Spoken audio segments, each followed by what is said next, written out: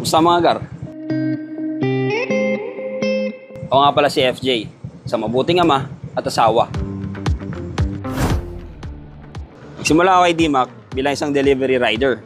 Nakita ko yung posting nila sa Facebook na hiring sila ng delivery rider. So nag-comment ako, and then ayun, doon nag-start ang journey ko bilang isang rider kay D-Mac.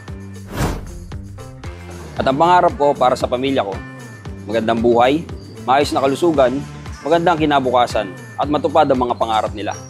At gagawin ko lahat para sa pamilya ko. At ang advice ko para sa mga haligi ng tahanan na katulad ko, happy wife, happy life. Dating partner rider lang ako noon. Proving coordinator na ako ni D-Mac.